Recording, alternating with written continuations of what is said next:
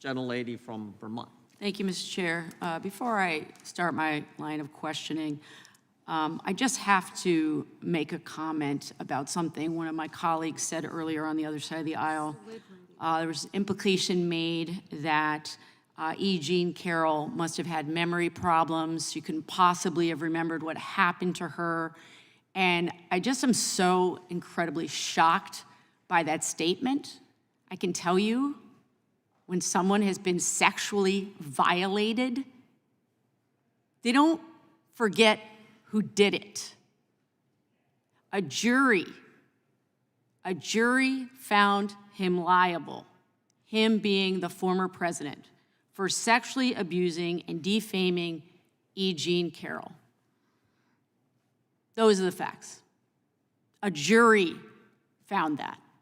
And I just think it's shocking that somebody on this committee would not only attack juries, we are the Judiciary Committee after all, the onslaught against juries on this committee is shocking to me, but also to use time in committee to further defame E. Jean Carroll. So shifting gears here,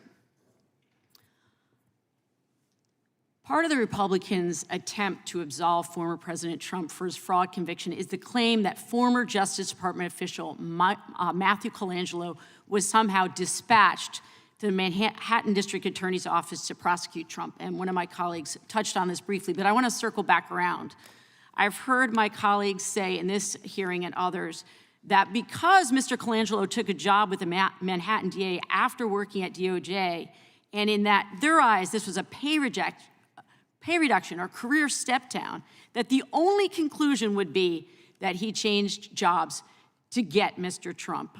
People on this committee have asked the Attorney General specifically, how is it that a man, Matthew Colangelo, takes a pay cut and takes a cut in just, what is he doing for a living as far as prestige to go and join that case? This part of the theory is very revealing to me. It suggests that a person could never change jobs based on anything other than money or prestige. It seems that some of my colleagues have forgotten that public servants may take other things into account when navigating their career.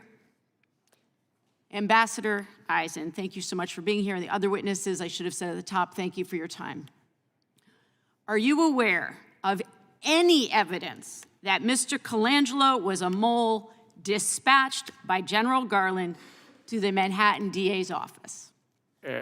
No, there's none. The Attorney General has definitively debunked this conspiracy theory with his detailed letter that he sent to the committee.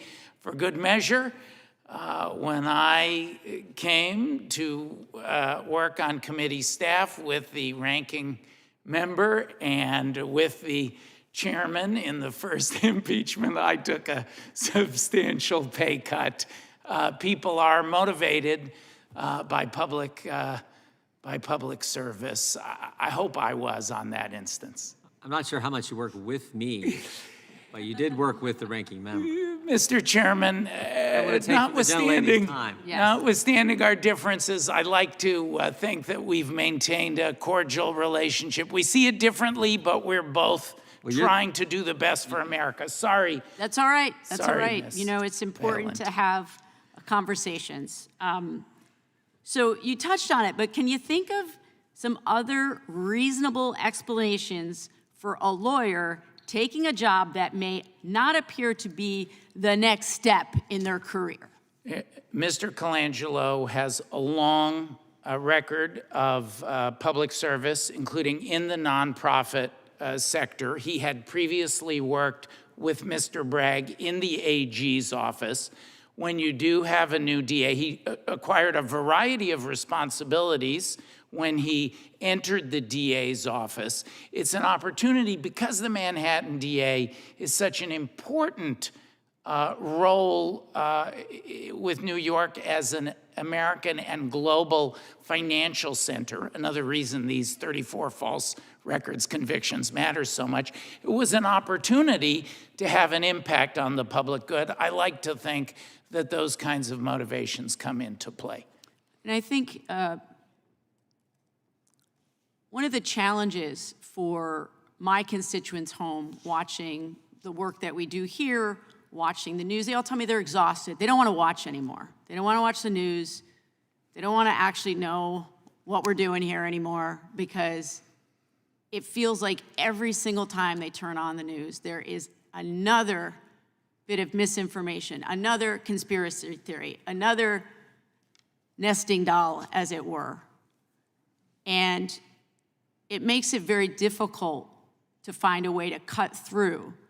And so, once again, there is no evidence of collusion involving Mr. Colangelo. Is that right, Mr. Eisen? Is there any evidence? I hold an empty bottle. There's the same amount of evidence. None. I appreciate it. Thank you for your time. I yield back. Gentlelady is back, gentleman.